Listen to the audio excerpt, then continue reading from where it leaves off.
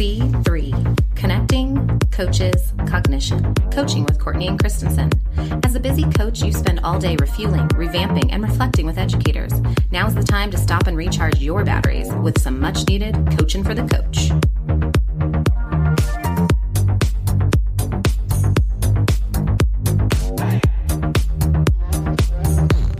Welcome back to another episode of C3. I'm Courtney Guskey, and I'm here with Violet Christensen.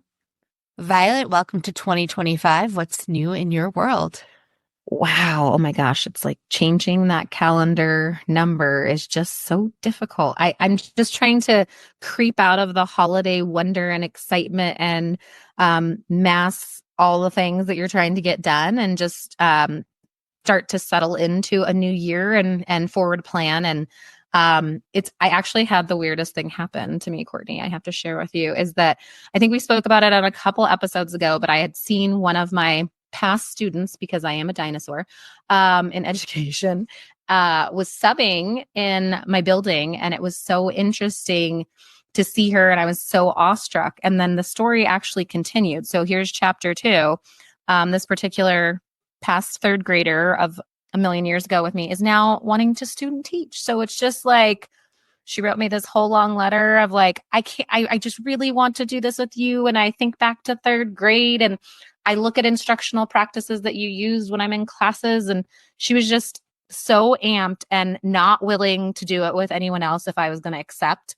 And I tried to be like, no, I can't do it this spring. Like, we got all these things. And she's like, no, actually, it's next spring, so you have plenty of time. What a full circle moment, though, for you.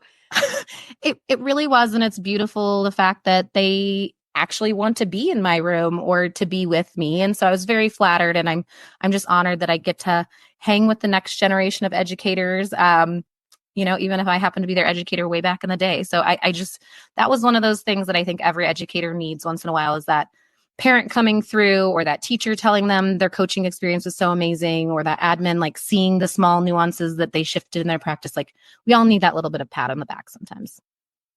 Yeah, I ran into one of my former students actually at Target pickup. Wow. You just have your phone ready with that code, and I wasn't even paying attention, to who was helping me. And all of a sudden he goes, excuse me, did you used to teach? And I was like, oh my gosh. I looked up and I said the student's name and I was like, oh my goodness, what are you doing?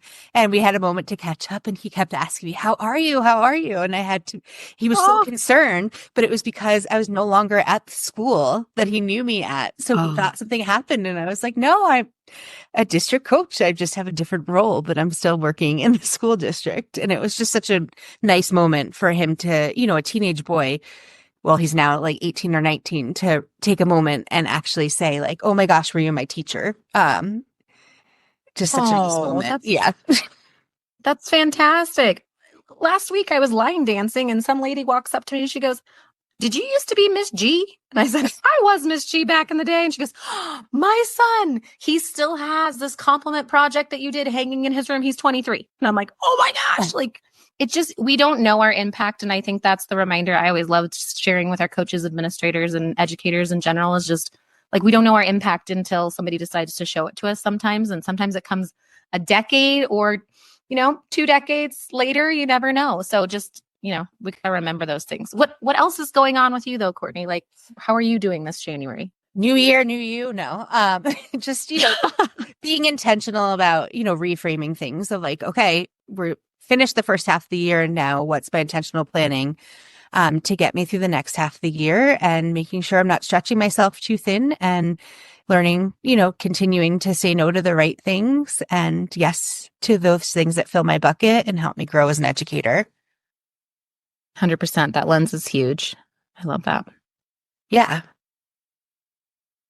Dr. Thomas Guskey is a professor at the University of Kentucky's College of Education, where he served as department chair and faculty council president. A former middle school teacher and Chicago Public Schools administrator, he earned his doctorate in educational measurement and evaluation at the University of Chicago. He has held visiting positions at 10 U.S. universities and served as a visiting scholar in Australia, Canada, and New Zealand. Dr. Guskey has authored 30 books and over 300 publications, earning numerous accolades, including the American Educational Research Association's Fellow Distinction and Relating Research to Practice Award. He also received the Distinguished Contributions to the Field Award from Learning Forward and the Jason Millman Award at Thiel College. He is one of the only 3 graduates to receive the Outstanding Alumnus Award and Athletic Hall of Fame induction. Currently, he works on evaluating the Compassionate Coaches Program and advancing grading reforms with school leaders. His recent books include Grading with Integrity and Implementing Mastery Learning. Welcome, Dr. Guskey. Tom, we are so excited to have you here today and to be able to share you with our listener fellowship. And we are just excited to dive in. So thank you for being here with us first and foremost. Well, it's my pleasure to be with you today. Thank you. Can you start by just telling us a little bit about your background in education and how you've gotten to where you are today? Okay. I began education actually as a middle school teacher, grades 7 and 8, and did it quite by chance. It was not really intended. I hadn't intended to be a teacher, but I just fell into this position and fell in love with it. I know a lot of people struggle with that age of children, but I just thought they were terrific. And so then after that, for a few years, moved to the high school level, taught high school for a few years, decided that I wanted to go back to graduate school really to learn how to become a better teacher. I began in Boston and ended up at the University of Chicago, where the my advisor, the chair of my doctoral dissertation was Benjamin Bloom. So I had the advantage of working with some really phenomenal people that have made just truly outstanding contributions to the field of education. And I never fail to recognize that and to understand what important contribution they made and how important it is that we give credit to those brilliant people that came before us. What an amazing gift to have studied under him and to have all that wealth of experience that you bring with you. Mm-hmm. Yeah, after I finished there at the university, I began working with Chicago Public Schools. I began as a Curriculum Evaluator and then became the Director of Research and Development for Chicago Public Schools. Did that for a few years and then decided that I wanted to move into a university position. I accepted a position here in Lexington at the University of Kentucky. Came here to begin a faculty position as professor of educational psychology here. But then it was a few years into that, I decided that my background was a bit remiss because I had never taught on the elementary level. So I actually took a leave from my position here at the university. There was a woman in the school near to where I lived was going on maternity leave, and I took over her 2nd grade classroom. Now, I should add, prior to that, I also had the impression that 7-year-olds are charming and endearing little people. They're not. Some are evil, but it really compelled me to be much more practical in my perspectives, and that has had a profound influence in my work ever since. How amazing for you to really want to have that true, authentic, experiential knowledge base in order to work and to propel forward from, and taking that break. Like, what dedication and grace you have in the state of education. I love hearing this part of your history. Thank you. Well, it's a tremendous learning experience too. I mean, especially moving from the secondary to the elementary environment. I mean, in a secondary environment, in middle school or preschool, if you have a child in your class that's troublesome or in a bad mood, that's a problem, but it's your problem for 50 minutes. Then it becomes somebody else's problem. In the 2nd grade, you have that same child. It's 9 o'clock in the morning. You have it until 3 o'clock that afternoon. It's a really different problem. And so it requires a vastly different set of skills and management techniques to use in looking at that kind of environment. But it was a wonderful learning experience, and I enjoyed every minute of it.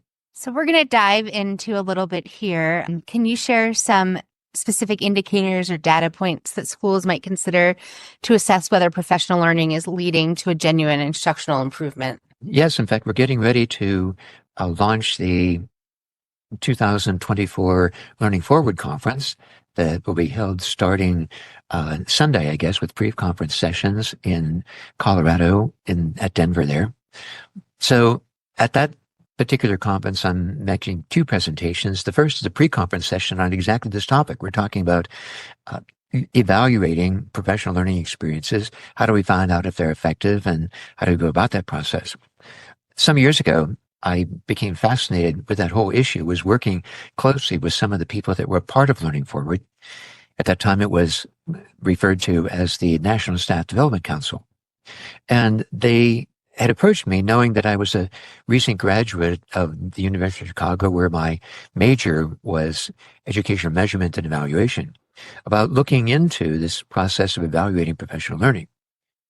At that time, I had been very impressed by an evaluation model developed by Donald Kirkpatrick, who had looked at evaluating programs in business and industry. And Kirkpatrick, in his model, described 4 different levels of evaluation for professional learning experiences in business and industry. The first level was what he called participants' reactions to it, how they felt about it and how they regarded the experience overall. Second, he looked at what they learned from the experience. A third level was how it impacted their practice. And then finally, he looked at how it changed or improved the productivity of different sorts of employees. And that seemed like it would be applicable to what we were doing in professional learning. So we actually applied that model in several instances over a couple of years at that time and found that still efforts were not proving effective and it wasn't being captured by this model. It seemed that there were important aspects of the evaluation process we were missing.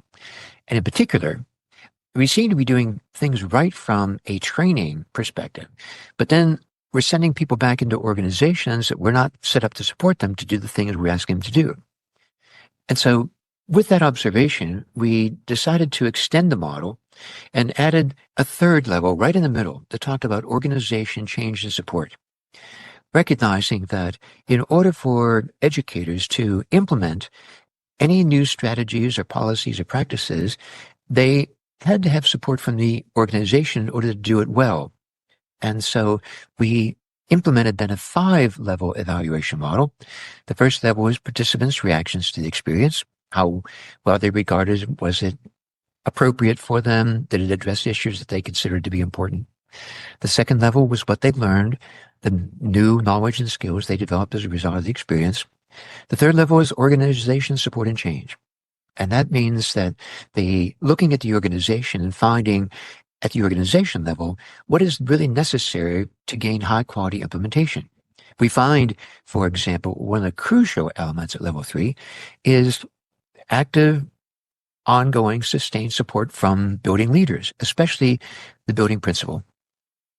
Level 4 talks about implementation. Are they actually using these new ideas and skills in their classes? And level 5 is the impact on student learning. Now, one of the things we've stressed as we work with this evaluation model are the 3 primary implications from it. The first implication is that all levels are important, but all levels are different. In terms of gathering evidence or information, you can see that if you think of those 5 levels, each level implies a different kind of evidence. That if I'm looking for how they regard that experience, then it's relatively easy to do a survey about how people thought about it, whether they thought the information was useful, was the presenter credible, were their activities engaging, things like that. In terms of what they learned from the experience, that too comes down to what we've learned about assessments. We need to tie it to the goals specifically. Organization support, what do you have to do in order to see those things implemented well? What are the things that we would look for to verify that it had been implemented with some degree of fidelity? And finally, what impact is there on students?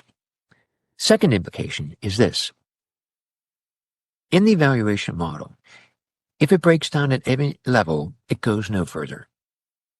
And so if the participants don't have a positive reaction to that particular experience, they're not going to be able to learn anything.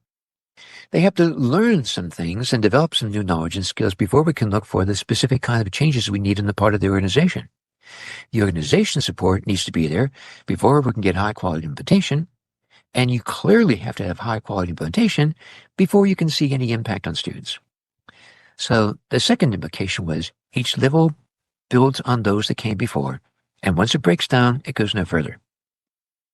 The third implication, and what I've come to believe is probably the most important, is that when you plan professional learning, the order must be reversed. that if we ever want to get to level 5, that's where we have to start planning. That the first step when we plan professional learning is not to do a needs survey of teachers. It is to look at the evidence we have on student learning and what improvements we want to make there.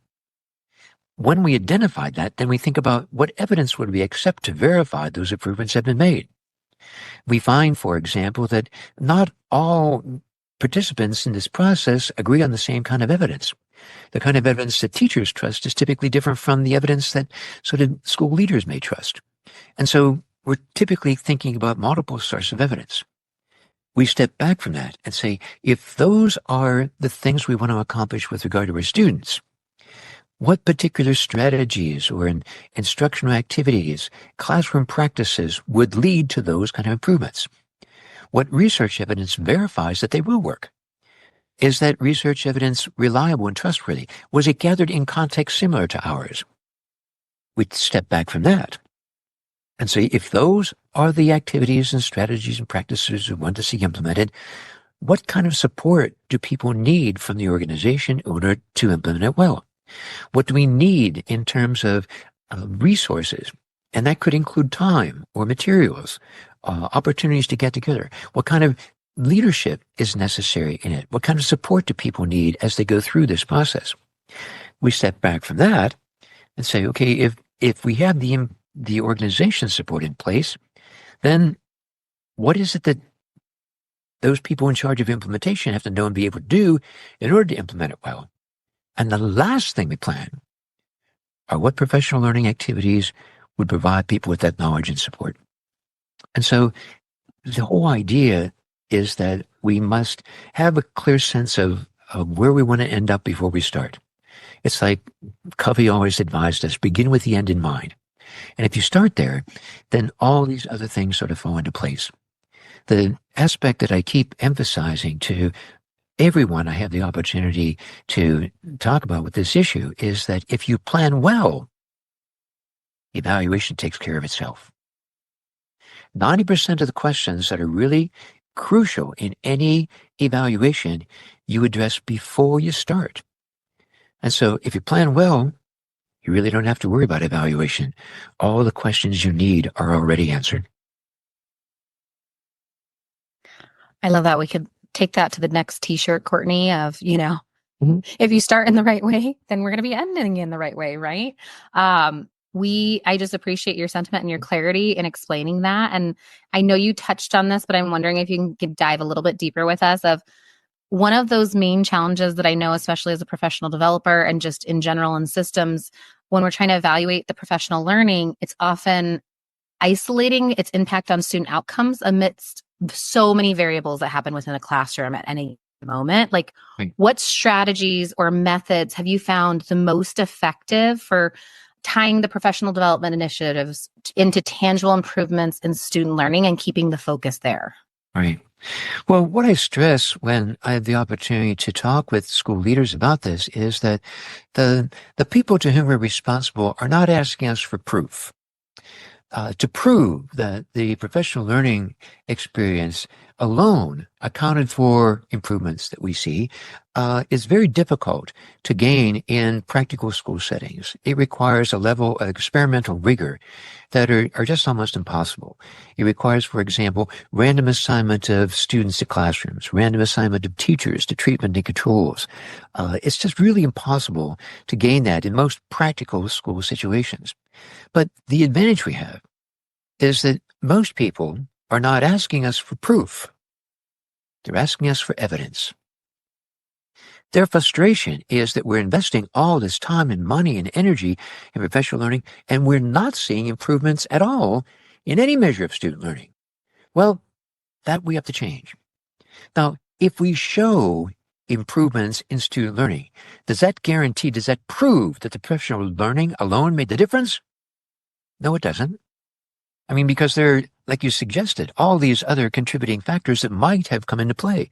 It could be a change in the student population. It could be a change in the disposition of teachers. It could be anything, right? But the advantage we have is that people are not asking us for that kind of proof. They just want evidence. And if we can show them evidence that things are getting better, then they're going to support our activities. And when we get that support, then we can arrange for randomized assignment and experimental designs that might prove that professional learning made a difference. But until that point, let's just gather really good evidence. The proof is in the pudding, so to speak, right? If you have the evidence to back that up, then you kind of know where you're going with it. Exactly. Yeah. Yeah, we're going to take the typical political aspect to this, that when things get better, even though I might have not contributed to anything about it, I'm going to take credit. The typical politician expertise to this. So we're going to do the same. And, if things get better, we're going to take credit for it. And until you can prove me wrong, then I'm going to be satisfied with that. Yeah, prove I love me that. wrong. When we don't take the credit enough as educators, coaches, and administrators at time for that positive change. So I like that flip on the mentality. Well, and again, what we also need to recognize is that there's never been significant improvement in education at any level, on any measure, in the absence of significant professional learning experiences offered to the educators that were involved. And so, granted, not all professional learning is effective, but there's never been improvement in the absence of it. So it's clearly a crucial element here that we really need to take into hand and do it as best we know. Yeah, thank you for highlighting that. I think teachers have so much on their plates and they go to attend these professional development opportunities and they often wonder, why are we doing this or spending our time here? And it's just so important that we continue to grow in our profession. And it's something, we're changing at a rapid pace very quickly, and staying on top of these things are really important. Can you walk us through how leaders and instructional coaches might plan with PD with trying to balance it being meaningful and effective? We talked about planning with the end in mind, but what are some other tips that they could use in their planning? Okay. Well, I think one of the classic mistakes that a lot of coaches make in this process is they ask teachers what they need. And that's our typical strategy. One of the biggest requests that comes to Learning Forward each year is, do you have a needs survey that we can administer to our staff to find out and use as the basis for planning professional learning? Needs surveys provide us with some good information. The problem is they are misnamed. When teachers complete needs surveys, rarely, if ever, are they identifying needs. They're identifying symptoms of needs that need to be understood on a very different level. I mean, if teachers knew exactly what they needed, they'd go and get it themselves. They're not good at describing what they need. They're good at describing their problems and their concerns and what's going well and what's not going well and where they need help. But those problems and concerns are really symptoms and needs that have to be understood on a different level. I always share an experience that I had early in my graduate training with Benjamin Bloom. In the very first years that I was working there, he engaged a group of us in a series of studies that had been looking at student engagement and the relationship between engagement and student learning outcomes. And we found, of course, there was a very strong and positive relationship between the two. Everybody knows that. The challenge was that if we looked at engaged rates, they were tremendously different among students within the same classroom.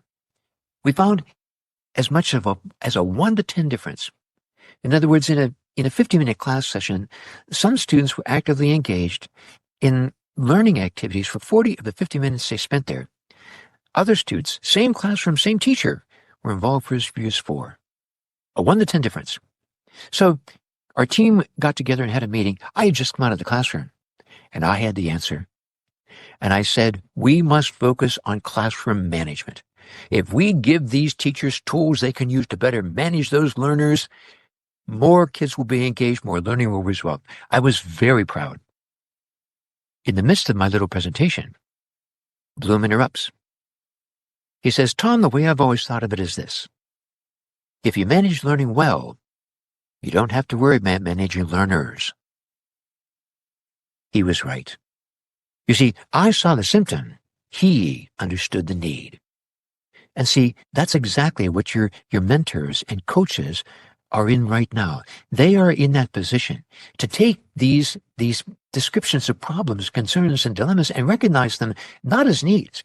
It's like when you go to a physician, you don't tell that physician what you need. You say, look, I hurt here. Here are my pains. These are the problems I have. And you hope that with their expertise, they can diagnose, given those symptoms, and then prescribe a solution to those remedies, to those ailments that you're having, right? And that's when coaches are just in that same position. They have to take this information they get from needs surveys and recognize that they're not needs, they're symptoms of needs. Understand them on that deeper level, and then be able to use that deeper understanding to really analyze the situation well so they can prescribe what might be helpful and might address those symptoms or those problems. I know you hit on this earlier. I just love how succinctly you can pull back so many layers of evaluation and education in just such a small, nuanced moment. It's sometimes I'm a little bit spellbound. I know you hit on this a moment ago, Tom, but I want to see if we can just frame a tiny bit with the thought of long-term goals. We heard about your model of evaluation and the 5 critical levels, from participant reaction to the student learning outcomes. Could you elaborate a little bit on how educators, administrators, and leaders within a district can ensure that evaluations at each of these levels are aligned to support those long-term goals for that educator, that site, or that district? Yeah.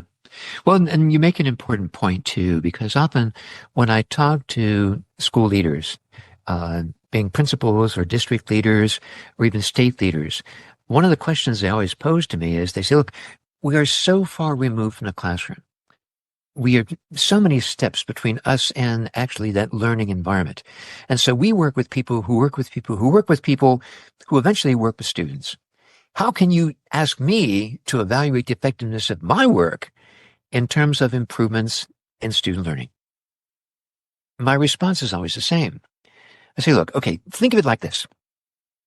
If you did your job really well, the best you knew how, and after a period of time, there was no evidence of improvement in any of the schools, in any of the classrooms with which you had worked, would you consider yourself as effective? Everybody says, well, no, I wouldn't. Well, there you have your answer. Our effectiveness comes from that impact on our students. And so the need that we recognize right from the start is that that's the evidence we need to be looking for. Now, the advantage we have, too, is that we've done some studies here at the university where we asked teachers about what evidence do they most want to judge their effectiveness. And we did this because there have been so many large-scale efforts on teacher observations, looking at how teachers are doing in classrooms. And what the teachers told us, both in surveys and in interviews, is don't be watching me. Watch my kids. Tell me what's coming across. Let me know what I'm doing right and what I'm doing wrong, and how can I impact them. They want to look at the evidence of learning from their students and use that as a way to diagnose what you're doing really well, what problems they might be having, and what steps can be taken to remedy those problems. And oftentimes, when we provide that evidence, even through something as simple as what we call common formative assessments, where teachers get together and they design an assessment that, say, 3 third-grade teachers in a building all are teaching the same class, they give a common assessment. Then they sit down and look at the results. And the results are not a sophisticated statistical analysis. It's something as simple as just make a tally of how many students missed each question. I do this in my classes. As soon as I give a little 10-point quiz, I make a tally how many students missed each question. If I come to a question on one of my classroom assessments that half the students in my class missed, that is not a student learning problem. That is a teacher problem. And what that says to me is, no matter how I taught it, it just didn't come across. And I've discovered that I'm not very good at predicting this. I used to think I was, but I discovered I'm not at all. There are times I teach lessons, and I think they are magnificent. I finish that lesson, I say, wow, I was on today. All right, we should have had video cameras rolling. The principal should have been here today because I was on, right? I asked my kids about it, and they didn't get it. And see, the bottom line is, if they didn't get it, it didn't work. Because whether or not it works is not defined by what we do. It's defined by what our students are able to do. And that requires that we do our best to set aside those pretty powerful ego issues. And I am the worst on this. Truly, I am. I mean, when they blow it, my first response was, well, what's the matter with them? But to step back from that and say, no. What can I do differently? How can I approach this differently? See, I've always believed, and people have criticized me for this, but I still think it's true. I think that you should be able to stand outside of school at the end of a day. When students are leaving to go home, to get on the bus or walk home, meet their parents, drive, whatever. I think that you should be able to stop any student at all who walks out of the building and say, tell me, what did you learn today? And if any kid says to you, nothing, yes, send them back into the building. No, because think about this. I mean, we had this kid for 6 hours. 6 hours. Is it too much to expect that every kid should have at least one successful learning experience in 6 hours? I think that's pretty modest. I don't think that's asking for much. Now, you won't always get what you want either. I mean, I tell the story. I was doing this recently at an elementary school. And I stopped this one little fellow and I said, what did you learn today? He said, I learned something really neat today. I said, wow, that's great. Tell me what you learned. He said, well, I learned that if you laugh while you're drinking your milk, it really does come out your nose. Now, granted, that's something, all right, but maybe it was something more. But see, I think that's the critical element of it, to really always be focusing on what our students are getting out of this. And like I said, when we survey teachers or we interview teachers, that's exactly what they tell us. Teachers are the most dedicated professionals that I know. I mean, across all professions, they are really dedicated. And what they're dedicated to is they want to have a positive impact on their kids. They want to make a difference. And so what makes professional learning so powerful is that we hold that key. And if we can offer them something that can show them that they can take advantage of the influence they have to have that more powerful influence on their students, wow, how wonderful that is, how great that is, and how much teachers will appreciate that if we can offer those kinds of ideas. That's why we also have to get away from our notions about being engaged in these fads and trends. You know, what do we do for professional learning? Well, let's see what the hot topics are today. Let's see what's trending. We'll see what we can find on the internet. No! Right? Once you identify the problem, you go back and you say, what are the strategies that we have evidence to prove, to show that it's going to impact that? And if it doesn't have evidence, then we're going to look for something else. Yeah, often the best answers are right in the room with us, all those students. If we just maybe picked our head up out of the data clouds that we could often get stuck in and just asking the student that simple question of, what did you learn today? That's such a powerful question. And then, basing your response on a few kids from that class, perhaps, because you are always going to have that rogue kid who learned something new on the playground or in the lunchroom. 100%. And I just love your positive presupposition about every educator is going in every day to do the best they possibly can. Oddly enough, in my experience, I figured out if you don't start with what they learned, if you start with the 3 questions I ask my daughters every day are, what did you like? What did you love? And then we finish with, what do you learn? Because they're already verbal and they're already thinking about things that were good within the day that maybe was the milk coming through the nose or something else that might be more trivial, and then they're able and teed up for that. What have I learned today? So I love that barometer and check going out the door. That's fantastic. Right. No, I think that's such a critical point. And again, it goes back to really early work in our field.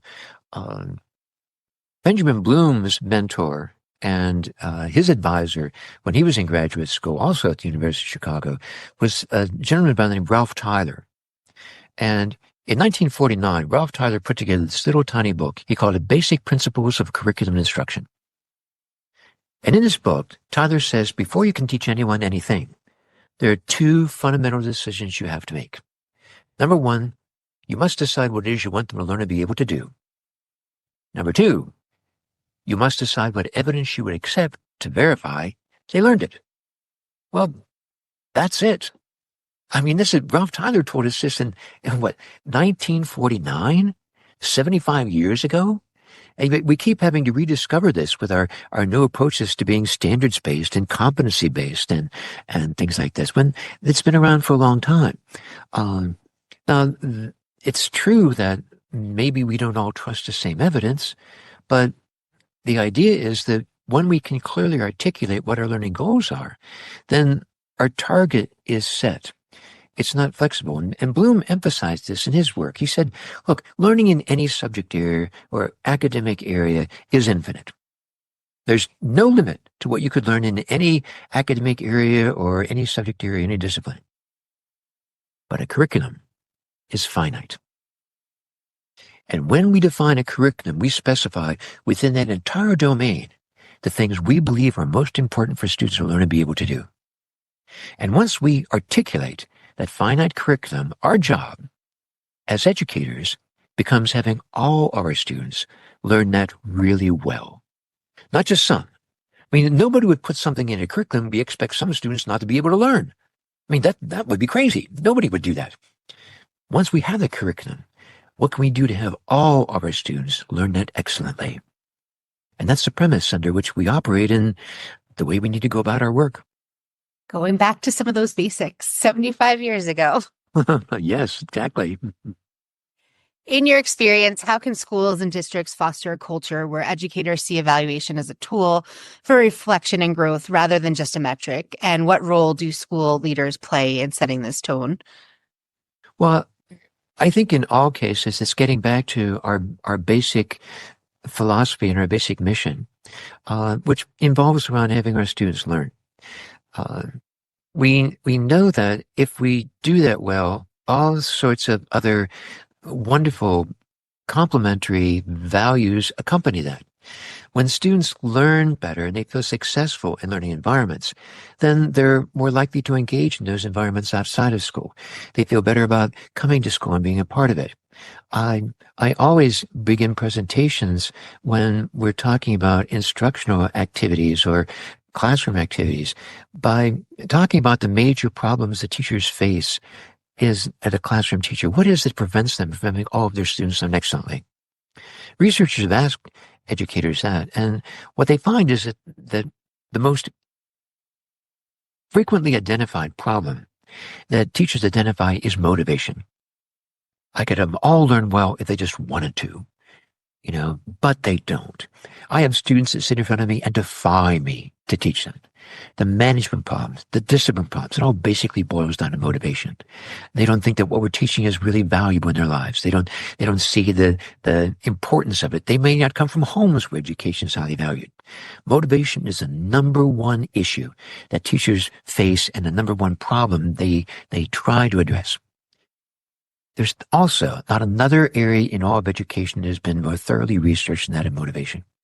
And the studies of motivation show us this: there is one thing more closely tied to motivation, more important than anything else, and that is success. Students persist in activities at which they can experience some degree of success, and they will avoid with passion those things in which they're not successful or believe they cannot be. My classic example of that, and I encourage teachers to do this all the time, watch kids playing video games. I mean, just watch them. And I ask them to do that because, to me, video games represent exactly the opposite of what we've always been told as educators. They're the complete opposite of it. I mean, think back. When you first entered education, you took methods classes, right? In those methods classes, what they told you was in your teaching, you need to find ways to make what you're teaching interesting to your students. You need to make it relevant to their lives. Today, we're stressing we need to make it culturally relevant to their lives. And I think those are really great ideas. But think about video games. Think about the most simple, the ones with which we started. A classic example, Pac-Man. Pac-Man is the biggest selling video game in the history of humankind. It was generated first in the late 1980s. It still generates billions of dollars sales every year. Now, think about this. What is the purpose of Pac-Man? What do you do when you play that game? You gobble up dots. Now, help me with this, will you? What is interesting about gobbling up dots? What is relevant to anybody's life about doing it? Nothing that I can figure out, right? And then someone always challenged me and said, oh, no. It's really behavioral. It's the reward you get. But that's not true. What do you get in Pac-Man if you gobble up all the dots? You get more dots. That's a great reward. That's like saying, look, kid, do these 10 problems, right? I'll give you 10 more to do. I'm going to make them harder this time, right? It has nothing to do with the reward. It has everything to do with success. Because every time they play that game, they get a chance to improve their score. Every kid who's ever played Pac-Man can describe for you in vivid detail the first time they got all the dots. The machine played a little song for them. They get that first new screen of dots, right? See, that's the key. And you know what else? Pac-Man sold just as well in North America as it did in South America, as it did in Asia, as it did in Africa, as it did in Australia. This is a human trait. And that's what we need to capitalize on. If we want kids to have a growth mindset and believe that what they can do makes a difference in their learning, show them how to be successful learners. Demonstrate to them that they can, by following these strategies, be successful. Guide them through the process, because once they get that success, they will keep at it. You show kids they can be successful in learning algebra, and they will love algebra. It's just building in that success, and we've got to do it early. If you show them really early in the process that they can be successful in your classroom, you're going to have them for the rest of the year. That's the key. It's building that success into everything we do. And everyone wants to feel successful. I mean, we were just talking about that with educators. We all want to feel success. We want that instant feedback that tells us whether we're doing it right, wrong, or in between. And that's the beauty and the simplicity of Pac-Man, right? Like you get that right away and you feel the success and you're able to move on to it. I was with 6-year-olds the other day, and one of them looked up to me and goes, I'm a writer. Like, I am really a writer now. Oh my gosh. And she slammed both hands on the table and just said it 3 times. I'm a writer. And it's just that level of success of finding that experience that they can hold on to and refer back to, that they knew when they could be successful, and they can build off that and build their gumption and their stamina over time. It's human nature. We want to be successful. That's so true. And again, this, it gets us back to what's important too for the people with whom you work, these mentors and coaches and leaders. Because several years ago, I was being interviewed for the Learning Forward magazine, and in this interview, they asked me, when teachers are engaged in a new strategy or a new approach or a new curriculum, how soon should they see results? Now, very good friends of mine, Michael Full and Andy Hargraves in particular, were talking about, change the slow process, and it might take a while. We need to sustain support over the period of time. I said, in 2 weeks. They were stunned. They were just absolutely stunned. And the reason I said it was this. I said, all of the studies that we've been doing, looking at evidence from teachers, indicates that they need to see things working pretty quickly. Because teachers are reluctant to sacrifice their students for the sake of innovation. And if it's not working well, and they don't see it working well, they're going to abandon this to go back to what they've tried and had true before, because they're worried that it might not work with their kids and their kids might learn less well. And no teacher will sacrifice their students for the sake of innovation. So that means you need to build into these strategies some mechanism, some way that teachers can get evidence pretty quickly. I mean, I think of this in terms of like what people think of with regard to diets or exercise programs. I've been getting these internet things now about this new exercise program for men called the chair exercise. We do this series of exercises with a chair. And the way they advertise it is they say, you will feel results in 1 week, you will see results in 2 weeks, and your friends will compliment you in 3 weeks.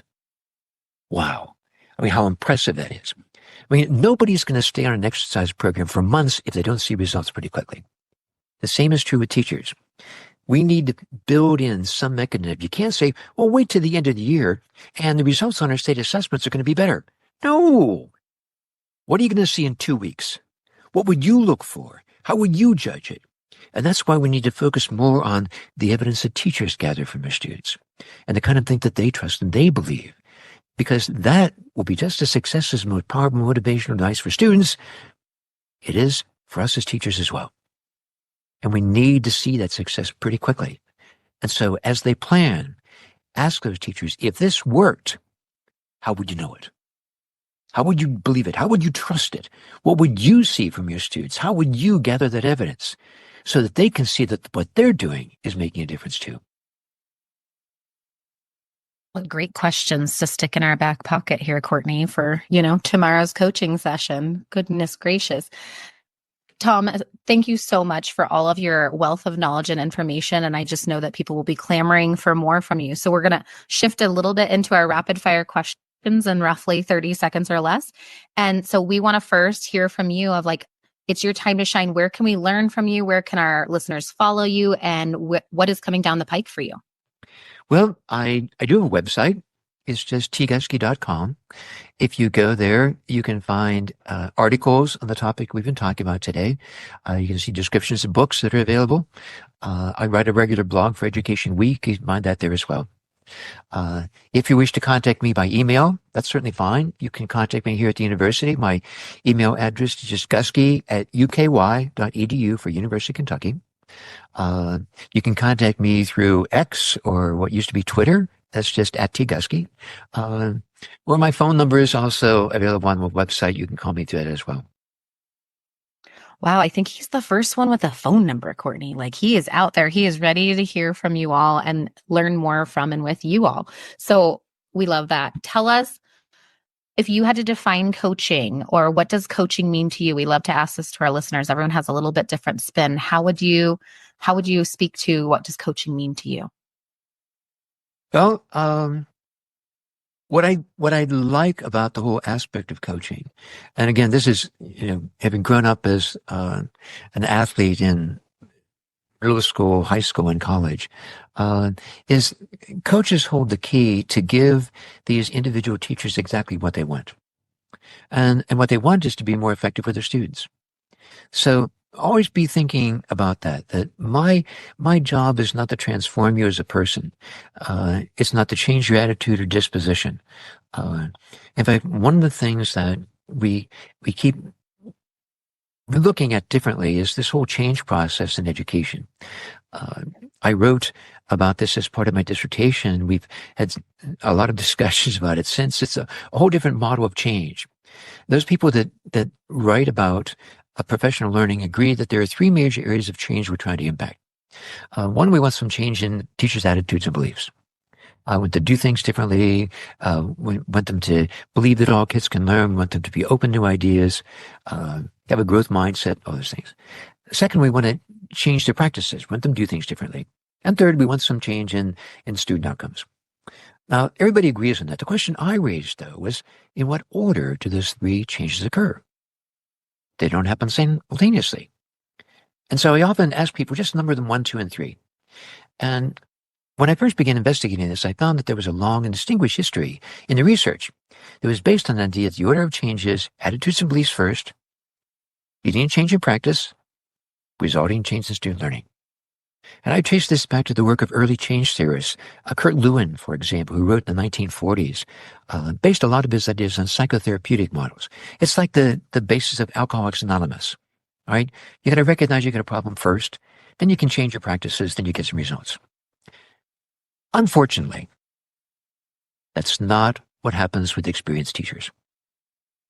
The typical order of change with experienced teachers is practices first, student learning second, attitudes and beliefs last.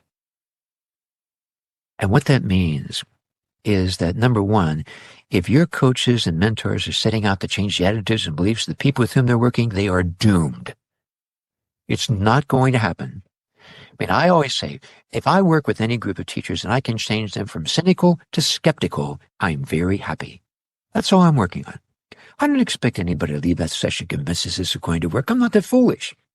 All I hope is they leave there skeptical enough to say, I'm not so sure, but I'll give it a try. If I can get to that, and if by giving it a try, they see a change in their students, then and only then do those attitudes and beliefs begin to change. The whole premise is experience shapes attitudes and beliefs. Change the experience. And so, as a coach, that's what I'm focusing on. I want to show them that what I am asking them to do makes a difference. And when they see it makes a difference, then they will believe it. Then their attitudes would change. Then they would have this greater sense of efficacy, this greater sense of agency for it. In fact, we all now have evidence to show there's a very direct relationship between the magnitude of the change in students and the magnitude and change in teachers' attitudes. Small change in student learning, small change in attitudes and beliefs. Drastic change in student learning, remarkable change, attitudes and beliefs. All right. Experience shapes the attitudes and beliefs. Right. Not only does that work with teachers, we find the same holds true with our students. All these programs designed to enhance agency and efficacy and growth mindset and grit have met with modest results at best. Right. Show kids they can be successful learners and they will believe in themselves that they are effective in the learning process. Right. The same holds true with parents too. Right? My classic example of this, I always recommend that teachers download and watch the movie Remember the Titans with Denzel Washington. It shows this directly. You change the experience, the attitudes and beliefs will follow. And so don't worry about changing the attitudes and beliefs of the people with whom you work. Give them strategies they can use and show them it makes a difference for their kids. Then they will believe you. So we've got the front of the shirt, change the experience, the back, the attitude, the attitude and beliefs will change, right? Like, I mean, I feel like you need two sides now here, Tom. Right. Yeah. No, you are so eloquent and beautiful in speaking to these pieces for us. And we appreciate being able to share you with our listeners and with people all around the world and being able to add you to our PLN. And we just hope that we'll be able to stay connected. So thank you so much for your advice and wisdom today. It's been a real pleasure. I'm glad we had this opportunity to talk. I hope it's been helpful. Extremely. Absolutely. Yeah. Thank you. Thank you so much, Tom. Tom gave us so much to think about when evaluating professional learning. What practices resonated with you? How might you shift your professional learning practice? Thanks for listening to another episode of C3. Be sure to follow us on social media. C3, connecting, coaches, cognition. Whose thinking will you mediate today?